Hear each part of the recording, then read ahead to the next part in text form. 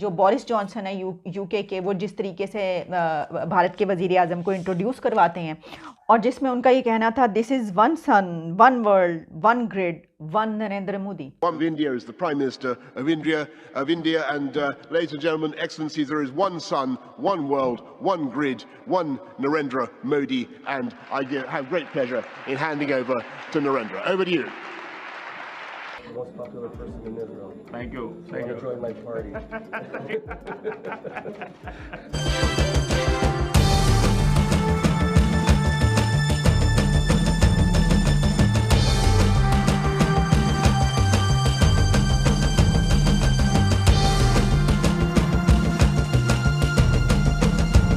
India को देखें, अब सब ममालिक का वो फेवरेट बनता जा रहा है.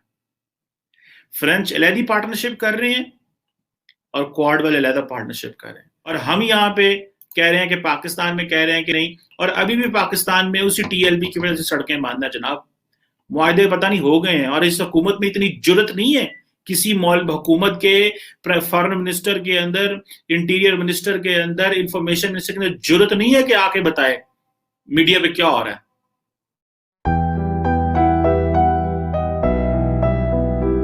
नमस्कार दोस्तों, एक्सक्यूज इंडियन में आपका स्वागत है. पाकिस्तान की मीडिया हमेशा हिंदुस्तान के साथ कंपैरिजन करती रहती है. मुकाबला इस प्रकार का है कि वह छोटी छोटी बातों के साथ इंडिया के साथ मुकाबला करते हैं. लेकिन आज का ये वीडियो है G20 से हमारे प्रधानमंत्री नरेंद्र मोदी देश के लिए क्या लेकर आए हैं. आप जानकर हैरान हो जाएंगे. पाकिस्तानी पत्रकार कमर चीमा हमारे देश की डिप्लोमेसी कितनी अच्छे से तारीफ कर रहे हैं, और आपके दिल को सुकून मिलेगा. चैनल को सब्सक्राइब करें, लाइक करें वीडियो को, और लोगों के पास जरूर शेयर करें.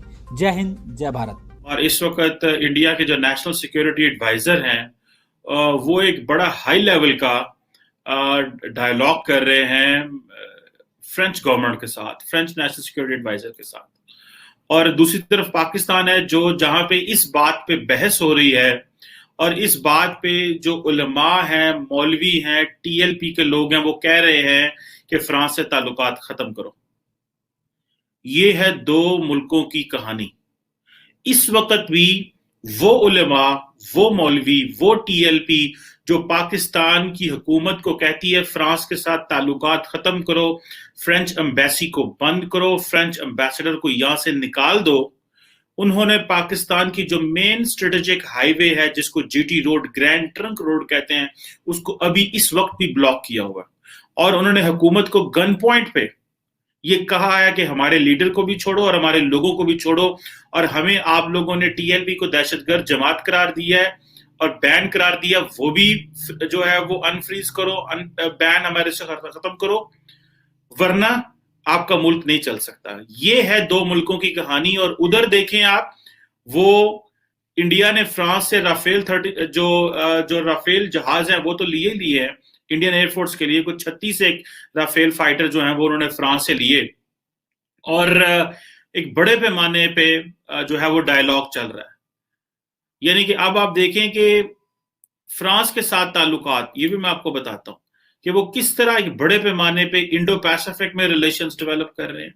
बायलैटरल रिलेशंस की आप बात कर लें दोनों ममालिक के. G20 में किस तरह नरेंद्र मोदी और फ्रेंच प्रेसिडेंट एमेनुएल मैक्रोन जो थे वो शीरो शक्कर थे, और उन्होंने वहां पे भी कहा जी कि हमें एक कमिटमेंट करनी है, और वो है इंडो फ्रेंच स्ट्रेटेजिक पार्टनरशिप की कमिटमेंट इन इंडो पैसिफिक. ये मैं आपको बताऊं, भले डिफेंस हो, स्पेस हो, सिविल न्यूक्लियर एनर्जी हो या सिक्योरिटी हो, ये दोनों मुल्कों की स्ट्रेटेजिक पार्टनरशिप के लिए इन 4 एरियाज पे वो काम कर रहे हैं. और अदर देन दैट, ये तो स्ट्रेटेजिक पार्टनरशिप है ना कि जी हमने ताल्लुकात को स्ट्रेंथन करना है. इकोनॉमी और पीपल टू पीपल कॉन्टैक्ट जो है वो तो एक नेक्स्ट लेवल पे है. और पाकिस्तान में हमारी हुकूमत छुपती फिर रही है. इस मुल्क का वजीर आजम आज से 3 दिन पहले एक इकोनॉमी का पैकेज देने आए, और ये बताना भूल गए कि इस मुल्क की पुलिस ने जो जानें दी हैं, और इस मुल्क की पुलिस की वजह से जो हमें प्रोटेक्ट करती है, उन बेचारों को शहीद किया गया, और उनके लिए कोई भी नहीं बोला. उन बेचारों के लिए कोई भी नहीं बोला. और पिछले 15 दिन से हम उस जमात के आगे सरेंडर करके बैठे हैं. पिछले 15 दिन से 20 दिन से हम उस जमात के आगे सरेंडर करके बैठे हैं, और हमारे हाईवे और रोड बंद हैं. मैं उस रोड से गुजर के आया हूं जिधर से उन्होंने ब्लॉक किया, और वो जो ऑल्टरनेट रास्ता वो लेना पड़ता है, वो 2-2.5 घंटे, सिर्फ 20 मिनट का एक सफर जो उन्होंने हमें हमारा रोका हुआ है, उसको कवर करने के लिए 2.5 घंटे 2 घंटे एक्स्ट्रा ट्रैवल करना पड़ता है। मैं खुद वहां का चश्मदीद गवाह हूं वहां पे क्या हुआ है। सो आई कैन अंडरस्टैंड कि एक तरफ हमें गन पॉइंट पे पाकिस्तान की रियासत को, स्टेट को मजबूर किया गया कि और वो देखें रियासत की कमजोरी, और दूसरी तरफ देखें कि इंडिया फ्रांस के साथ किस लेवल पे चला गया कि वो उनके साथ स्ट्रेटेजिक पार्टनरशिप कर रहे हैं। थोड़े दिन पहले मैंने आपको बताया था कि India Israel 10 years defence cooperation plan लेके आए हैं, और आपको उसी दिन मैंने, मेरा ख्याल है if I am not wrong, मैंने बताया था कि तकरीबन 8,000 करोड़ जो मेक इन इंडिया पे इंडियन आर्म फोर्सेस जो है वो लगा रहे हैं। और इसके लिए वो क्या कर रहे हैं, वो सऊदी फ्रांस के पास जा रहे हैं अपनी स्ट्रेटेजिक पार्टनरशिप के लिए। वो अफगानिस्तान के मौजू के ऊपर फ्रांस और इंडिया अपनी एक मौक़िफ़ अडॉप्ट कर रहा है। और अगर आपको याद हो कि जो फ्रेंच फॉरेन मिनिस्टर हैं, जब ये हालात खराब हुए फ्रांस के, तो बहुत सारे फॉरेन मिनिस्टर पाकिस्तान आए, लेकिन फ्रेंच नहीं आए थे। वो कहाँ गए थे? वो कतर गए थे। उन्होंने कतरी से डायलॉग किया फ्रांस के ऊपर कि आप हमें क्या ओपनिंग देते हैं अफगानिस्तान में। सो ये वो जो ममालिक थे, सारे के सारे यूरोपियन ममालिक और नेटो, जिनके साथ पाकिस्तान ने मिल के अफगानिस्तान में अमेरिका का साथ दिया और यूरोप का साथ दिया, आज वो कोई मुल्क पाकिस्तान से बात नहीं कर रहा। उसकी वजह सिर्फ ये है, एक ये हमारी इंटरनल इंस्टेबिलिटी, यूरोप को नाराज करना, इस्लामोफोबिया पे बहस का आगाज करके मगरब को गैर जरूरी अनॉय करना। पाकिस्तान के स्ट्रेटेजिक कोर इंटरेस्ट क्या है?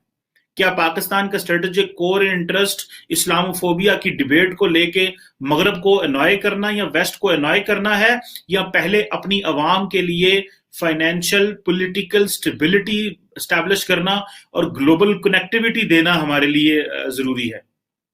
जिस मुल्क का वजीर आजम 24 घंटे मजहब को बेचेगा, उस मुल्क में फिर यही होगा।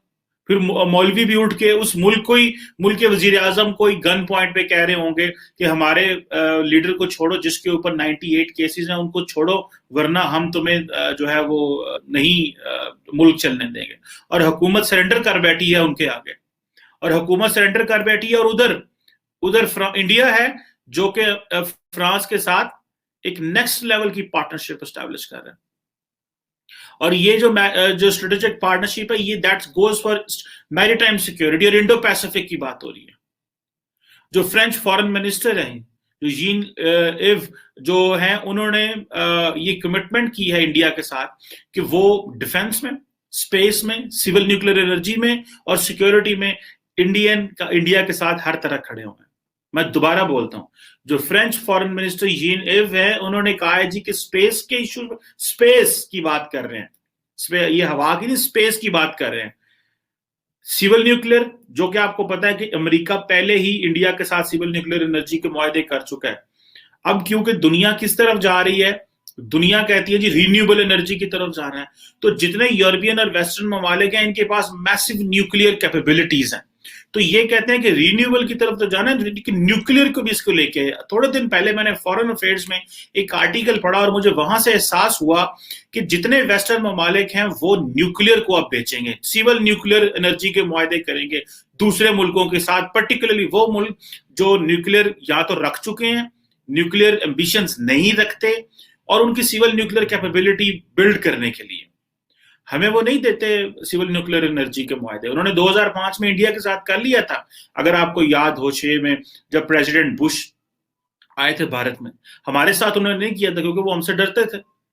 और एक और बात बता दो दोस्तों, इंडिया की स्मार्टनेस आप चेक करें कि एक तरफ वो क्वाड के पार्टनर है जिसमें ऑस्ट्रेलिया, अमेरिका और जापान है, और दूसरी तरफ वो उसी इंडो पैसिफिक में फ्रांस के साथ एक सेपरेट डायलॉग कर रहे हैं।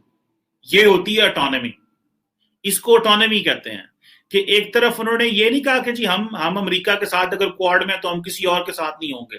इंडिया को देखें, अब सब ममालिक का वो फेवरेट बनता जा रहा है। फ्रेंच अलहदी पार्टनरशिप कर रहे हैं और क्वाड वाले अलहदा पार्टनरशिप कर रहे हैं, और जर्मन और बाकी ममालिक जो हैं उनके भी अच्छे ताल्लुकात हैं। मैं देख रहा था कि जर्मन एंड हॉलैंड ने भी अपनी इंडो पैसिफिक डॉक्ट्रिन्स लेके आए। सो ये दो मुल्कों की कहानी आप देख लें बस। बाकी तो मैं उस पर अब क्या इस पे जनाब के आप आगे अर्ज करना है मैंने कि हमें क्या मसला है और इंडिया किधर बात कर रहा है। इंडिया वो अपनी नेवल एक्सरसाइजेस भी कर रहे हैं, स्ट्रेटेजिक स्टेबिलिटी के लिए बहुत कुछ कर रहे हैं, और हम यहाँ पे कह रहे हैं कि पाकिस्तान में कह रहे हैं कि नहीं, और अभी भी पाकिस्तान में उसी टीएलपी की वजह से सड़कें बंद है जनाब।